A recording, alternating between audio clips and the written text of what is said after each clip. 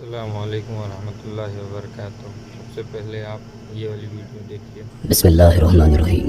السلام علیکم پیارے دوستوں، کہا جاتا ہے کہ ایک ملک میں ایک فقیر رہتا تھا۔ اس کو جو بھی بھیک ملتی یہ ضرورت مندوں کے اندر جا کر اس کو بانٹ دیا کرتا تھا۔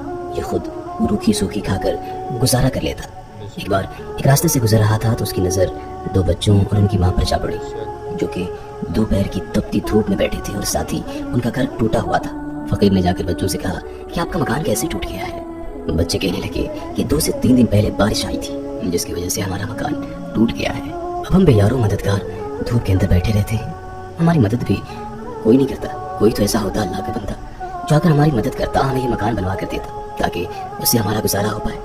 ساتھ ہی بچوں کی ماں بیٹھی تھی، وہ بھی رونے لگی اور کہنے لگی کہ ان کے ابا بیماری کی وجہ سے وفات پا چکے ہیں۔ اب ہم ماں اور بچے اسی جھوپڑی نما گھر کے اندر گزارا کر رہے تھے، پر اس بارش کی وجہ سے یہ بھی ٹوٹ گیا۔ میں نے کافی لوگوں سے مدد مانگی ہے پر کسی نے ہماری مدد نہیں کی۔ فقیر نے ان کی درد بھری داستان سنی تو اس کا دل بے چین ہو گیا۔ اس کا بس چلتا تو یہ اسی وقت ان کو پیسے دے کر مکان بنوا دیتا، پر یہ تو خود فقیر تھا، تازہ بھیک مانگ کر گزارا کرتا تھا۔ اس کے اندر انسانیت کا درد تھا۔ اس نے دل ہی دل میں ٹھان لی کہ ان کو یہ مکان بنوا کر ضرور دوں گا، لیکن اس کی یہ بھی حقیقت تھی کہ وہ ایک فقیر تھا۔ اسے سارا دن بھیک مانگ کر بھی اتنے پیسے مل پاتے تھے جس سے صرف اس کا گزارا ہو سکے۔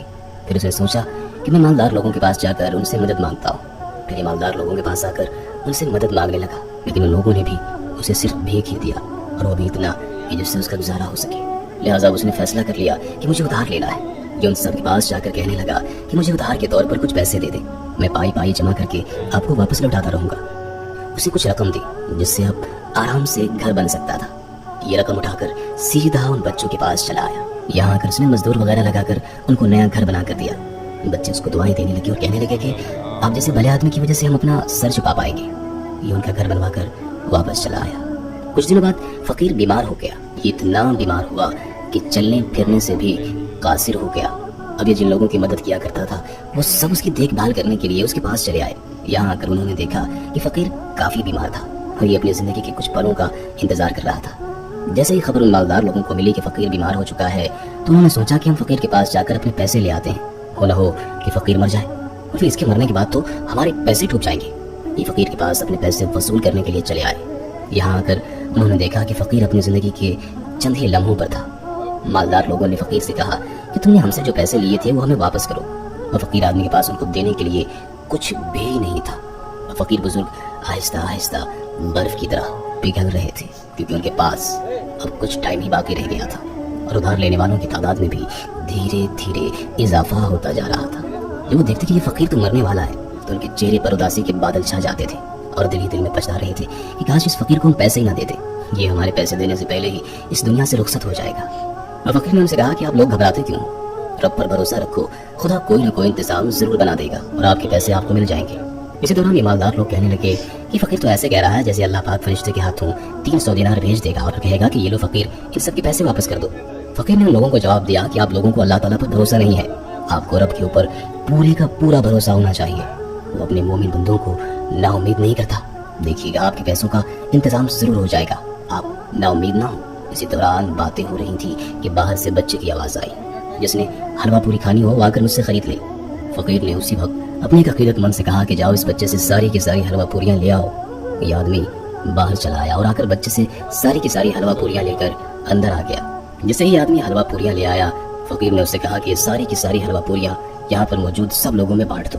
فقیر کے کہنے پر اس آدمی نے ان تمام لوگوں میں ساری کی ساری حلوہ پوریاں بانٹ دی، جس میں مالدار آدمی بھی تھے اور وہ لوگ بھی موجود تھے جن کی فقیر مدد کیا کرتا تھا۔ یہ سارے لوگ حلوہ پوریاں کھانے لگے۔ حلوہ پوریاں کھاتے ہوئے مالدار آدمی کہنے لگے کہ واہ، فقیر کے پاس تو پیسے تک نہیں ہے، پھر بھی بڑی اچھی بات ہے کہ اپنی جمع پونجی سے مرتے وقت کم سے کم ہمیں کچھ تو کھلا کر جا رہا ہے۔ سارے لوگوں نے یہ حلوہ پوریاں کھا لی تو بچہ اندر چلا آیا اور آ کر کہنے لگا کہ مجھے میرے پیسے دے دیجیے۔ فقیر نے کہا کہ میرے پاس تو تمہیں دینے کے لیے کچھ بھی نہیں ہے، میں تو خود ہی فقیر ہوں، تمہاری کیا مدد کر سکتا ہوں؟ بچہ کہنے لگا کہ ساری حلوہ پوریاں مجھے میرا مالک دیتا ہے اور کہتا ہے کہ جاؤ بیچ کر آؤ، اگر میں جا کر اس کو پیسے نہیں دوں گا تو وہ مجھے بہت مارے گا۔ وہاں پر موجود مالدار آدمی کہنے لگے کہ تمہیں کچھ شرم بھی ہے کہ نہیں ہے؟ ایک تو تم نے پہلے سے ہی ہمارے پیسے لے لیے تھے اور وہ تم دے نہیں پا رہے تھے، اور اوپر سے تم نے مرتے وقت بھی اس بچے کو نہیں بخشا، اس سے بھی تم نے جاتے جاتے فراڈ کر لیا۔ اب اس بچے کے پیسے تو کم سے کم دے دیتے۔ بچہ کہنے لگا کہ میں اپنے پیسے یہاں سے لیے بغیر نہیں جاؤں گا، مجھے میرا 1 دینار چاہیے۔